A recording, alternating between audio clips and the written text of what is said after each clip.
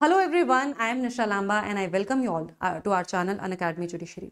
आज के वीडियो में मैं आपके सामने क्रिमिनल लॉ का एक बहुत इंपॉर्टेंट पॉइंट लेकर आई हूँ। पर्टिकुलरली रेप केस की अगर हम बात करें तो रेप केसेस के अंदर कभी भी किसी भी महिला के साथ रेप होता है, कोई लड़की कोई बच्ची किसी के साथ भी रेप होता है तो उनका मेडिकल एग्जामिनेशन करवाया जाता है। इन्वेस्टिगेशन का एक बहुत इंपॉर्टेंट पार्ट बन जाता है जो विक्टिम है उसका मेडिकल एग्जामिनेशन, क्योंकि वहीं से हमें काफ़ी ज़्यादा सबूत मिल जाते हैं, जैसे कि एक्यूज का सीमन का एक इन्वॉल्वमेंट, उसका डायरेक्ट डीएनए वहां से हमें पता चल जाता है और ये भी इस चीज़ का सबूत हो जाता है कि हाँ इसके साथ अपराध हुआ है।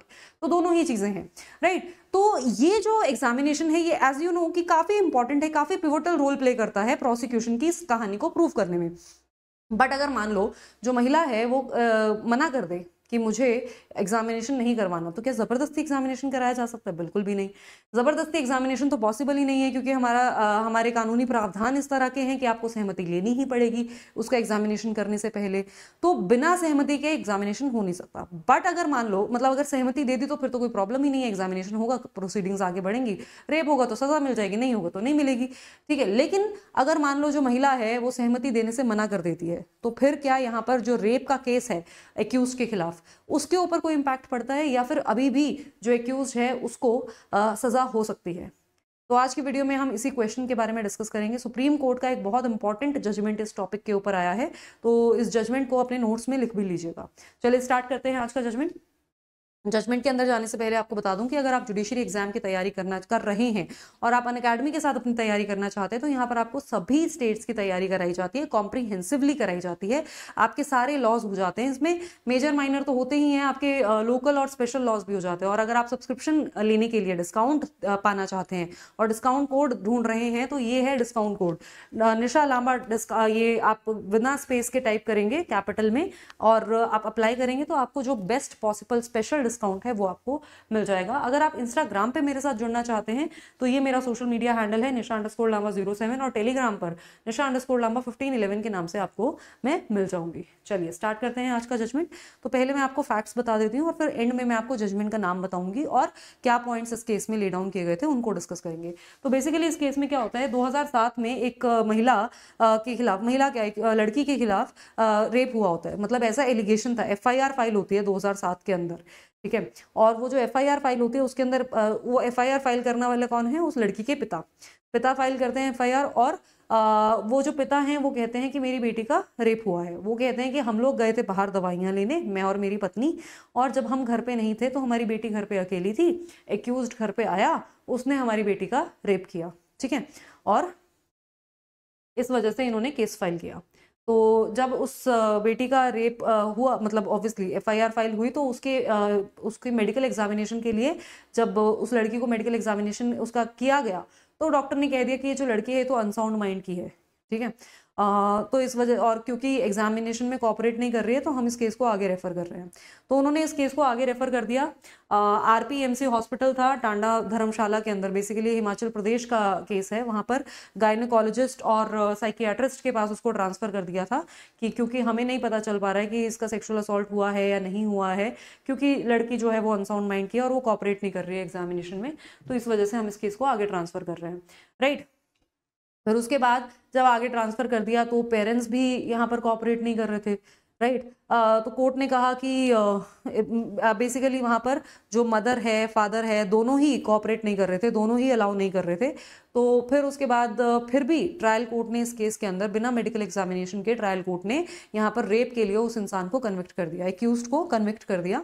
और साथ ही साथ हाउस ट्रेसपास के लिए भी कन्विक्ट किया उसको, क्योंकि वो घर में घुसा पेरेंट्स के एब्सेंस में, राइट। तो उसके लिए भी उसका कन्विक्शन किया गया। लेकिन जब हाईकोर्ट में मामला पहुंचा तो हाईकोर्ट ने कहा कि जो प्रोसिक्यूशन की कहानी है वो बहुत ज्यादा विश्वसनीय है नहीं, बहुत सारे एविडेंसेस के अंदर बहुत सारी गड़बड़ है, तो इस वजह से बेनिफिट ऑफ डाउट अगर दिया जाएगा तो एक्यूज्ड को दिया जाएगा, और इस वजह से एक्यूज्ड को छोड़ दिया गया, ठीक है। इसके खिलाफ मामला पहुंचा सुप्रीम कोर्ट में कि एक्यूज्ड को क्यों छोड़ा, उसको तो कन्विक्ट किया जाना चाहिए था। तो जब सुप्रीम कोर्ट में मामला पहुंचा तो सुप्रीम कोर्ट ने इस केस में कुछ इंपॉर्टेंट बातें बताई। सुप्रीम कोर्ट ने कहा कि देखो, पर्टिकुलरली हम पहले इस केस की बात करते हैं और फिर लॉ के बारे में चर्चा करेंगे। सुप्रीम कोर्ट का कहना था कि जो ये जजमेंट है इस केस के अंदर, मतलब जब ट्रायल चल रहा था तो उसकी लड़की की माँ हॉस्टाइल हो गई, ठीक है। लड़की की माँ ने प्रोसिक्यूशन की कहानी को सपोर्ट नहीं किया, मतलब उसने कह दिया कि मेरी बेटी का कोई रेप नहीं हुआ। फादर से जो सवाल पूछे गए वो भी डायरेक्ट जवाब नहीं दे रहे थे, मतलब ऐसे घुमा फिरा के इवेसिव आंसर्स दे रहे थे, राइट। और अगर डॉक्टर की आप वो देखो, जो टेस्टिमनी है, डॉक्टर की टेस्टिमनी में भी ये लिखा है कि कोई एक्सटर्नल इंजरीज नहीं है, कोई साइन नहीं है कि उसके साथ कुछ जबरदस्ती की गई है। और फिर उसके बाद ना तो उसको कोई चोट लगी हुई है कि आसपास मतलब उसकी बॉडी को देखकर पता चले कि उसको चोट लगी हुई है, उसके साथ जबरदस्ती की गई है, ना कोई साइंस है। ऐसा जरूरी नहीं है कि हर केस में चोट लगना जरूरी है, रेप होगा और चोट नहीं भी लगेगी तो भी रेप माना जाता है, बट वहां पर और भी एविडेंसेस होते हैं। बट इस केस में हमारे जो बाकी एविडेंसेस हैं वो तो बहुत कमजोर हैं ही। साथ में अगर आप मेडिकल एग्जामिनेशन की बात करो तो वो भी, उसमें भी कुछ खास पुख्ता चीजें नहीं मिली थी। तो उसमें भी कोर्ट ने कहा कि वो प्राइवेट अपना पार्ट एग्जामिनेशन करने ही दे ही नहीं रही थी, मतलब वो अपने प्राइवेट पार्ट को चेक ही नहीं करने दे रही थी, और उसके अलावा एक्सटर्नल इंजरीज हमें मिल ही नहीं रही थी। तो ये आया कोर्ट के सामने, ठीक है। और कोर्ट के सामने और क्या क्या बातें पेश की गई कि स्पेशली अगर हम बात करें क्राइम की, तो यहाँ पर जो फॉरेंसिक रिपोर्ट थी, उस फॉरेंसिक रिपोर्ट में सीमन अगर आ जाता तो उससे हम लिंक कर पाते कि हाँ ये एक्यूज्ड घर में घुसा, उस एक्यूज ने उसके साथ रेप किया। बट उसका सीमन जो है, उसका जो डीएनए है, वो कुछ ऐसा हमें कोई कुछ आया ही नहीं, ठीक है। तो हम उस एक्यूज्ड को लिंक ही नहीं कर सकते हैं क्राइम के साथ, ठीक है। उसके अलावा कोर्ट ने यहाँ पर यह भी कहा कि जो मेडिकल स्टाफ है उसके साथ पेरेंट्स ने भी कोऑपरेट नहीं किया, ठीक है। तो उनके फेवर में कोई भी कहानी जा ही नहीं रही है, राइट। तो ये सारे सर्कमस्टांसेस को डिस्कस किया कोर्ट ने। साथ में कोर्ट ने ये भी कहा कि एक और चीज, जो हाई कोर्ट ने जब एविडेंसेस देखे ना और जो भी टेस्टिमनी देखी, तो हाई कोर्ट ने कहा कि बिल्कुल भी ऐसा नहीं लग रहा कि ये लड़की जो है वो अनसाउंड माइंड की है, क्योंकि उससे जो सवाल पूछे जा रहे हैं वो सवाल भी ठीक से समझ पा रही है, वो सबका आंसर भी ठीक से कर पा रही है। कोर्ट में जब उसकी टेस्टिमनी ली गई तो इनके बेसिस पर ये तो नहीं कहा जा सकता कि लड़की जो है वो अनसाउंड माइंड की है, तो उसको अनसाउंड माइंड का तो माना नहीं गया। अगर मानते हैं हम उसको अनसाउंड माइंड का, तो फिर यहाँ पर हम फिर भी थोड़ा बेनिफिट उसको दे सकते थे, बट कोर्ट ने डिक्लेयर कर दिया कि वो लड़की अनसाउंड माइंड की तो नहीं है। तो फिर ऐसे में क्या यहाँ पर जो प्रोसिक्यूशन, यहाँ पर जो लड़की है उसने मना कर दिया मेडिकल एग्जामिनेशन कराने के लिए, तो क्या उसको उसका इस केस के ऊपर कोई इम्पैक्ट आएगा? तो अब देखिए, ये सारी कहानी थी। ये सारी कहानी के बाद अब हम बात करते हैं जजमेंट की। डोला versus state of Odisha 2018 supreme court का जजमेंट है ये, ठीक है। तो सुप्रीम कोर्ट ने साफ साफ इस केस के अंदर बोला, मतलब इस केस को डिस्कस करते हुए, रेफर करते हुए कहा कि अगर कोई भी महिला जिसका रेप हुआ है और वो मेडिकल एग्जामिनेशन करवाने से मना कर देती है, तो फिर उसका इम्पैक्ट डायरेक्ट प्रोसिक्यूशन के केस पर पड़ेगा, डायरेक्ट प्रोसिक्यूशन की कहानी पर पड़ेगा, कि प्रोसिक्यूशन की कहानी जो है उसकी क्रेडिबिलिटी के ऊपर असर पड़ता है, कि अब प्रोसिक्यूशन की कहानी विश्वसनीय नहीं लगती, ठीक है। कि मतलब जो रेप पीड़िता है उसकी तरफ से केस कौन लड़ता है? प्रोसिक्यूशन लड़ता है। तो प्रोसिक्यूशन सारी कहानी बताता है महिला की तरफ से, तो प्रोसिक्यूशन की कहानी जो है यहाँ पर वीक पड़ जाती है, कमजोर पड़ जाती है, और उसकी कहानी पर विश्वास जो है वो कम हो जाता है। इसका मतलब ये नहीं कि केस ही खत्म हो जाता है। अगर हमारे पास बाकी अभी भी ठोस सबूत हैं तो ऑब्वियसली कन्विक्शन होगा, चाहे ये मेडिकल एग्जामिनेशन एक पर्टिकुलर एक एग्जामिनेशन ना हुआ उसके अलावा, लेकिन हमारे पास बहुत सारे सबूत हैं।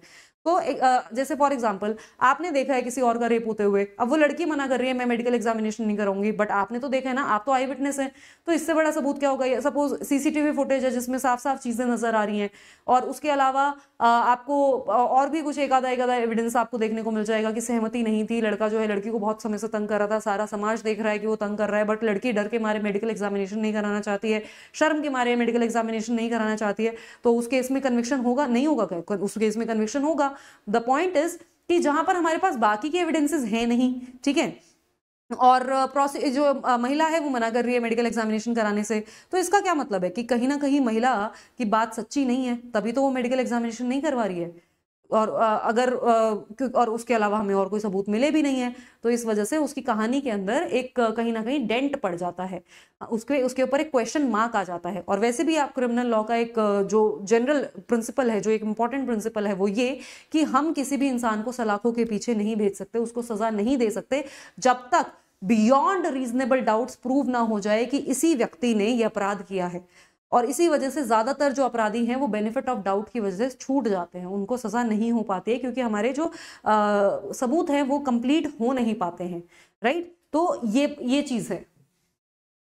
यहाँ पर प्रोविजंस की अगर बात करें तो साल 2013 के अंदर section 53 capital Indian evidence act के अंदर ऐड किया गया था, जो अब आपको भारतीय साक्ष्य अधिनियम में सेक्शन 48 में देखने को मिलेगा, जिसमें बताया गया कि अगर किसी महिला का कोई रेप या कोई सेक्सुअल ऑफेंस उसके साथ होता है और वो केस फाइल करती है, मतलब वो FIR फाइल करती है और केस ट्रायल जो है कोर्ट में चलता है, तो उस महिला से उसके कैरेक्टर से रिलेटेड सवाल नहीं पूछे जाएंगे। मतलब ऐसा नहीं कि तुम पहले फिजिकल रिलेशनशिप में रह चुकी हो या नहीं, तुम्हारे बॉयफ्रेंड्स हैं या नहीं, तो इस तरह के सवाल, मतलब जो कैरेक्टर असैसिनेशन वाले सवाल हैं उस तरह के सवाल आप नहीं पूछ सकते। मतलब आप ये नहीं कह सकते कि लड़की जो है वो लूज कैरेक्टर की है और इस वजह से इसका रेप तो नहीं हुआ होगा, ठीक है। इस तरह की चीजें अगर आप अपने क्रॉस एग्जामिनेशन में एस्टैब्लिश करने की कोशिश कर रहे हैं अपने सवालों के द्वारा, तो ये चीज अलाउड नहीं है। फिर उसके बाद आगे देखिए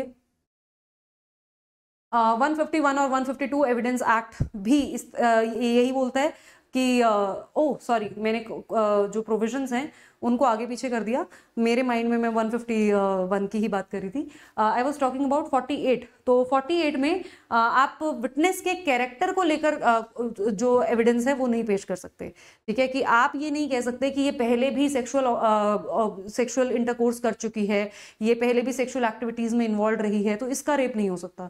ऐसा जरूरी नहीं होता है, मतलब आप सेक्सुअली एक्टिव होंगे और उसके बाद भी आपका रेप हो सकता है, ठीक है। तो वहां पर उसके कैरेक्टर को लेकर आप एविडेंस पेश नहीं करेंगे। और जो मैंने आपको क्रॉस एग्जामिनेशन वाली बात बताई वो आपकी लिखी है 151 और 152 एविडेंस एक्ट के अंदर, और ये प्रोविजन अब आपका जा चुका है 154 और 155 BSA के अंदर, ठीक है।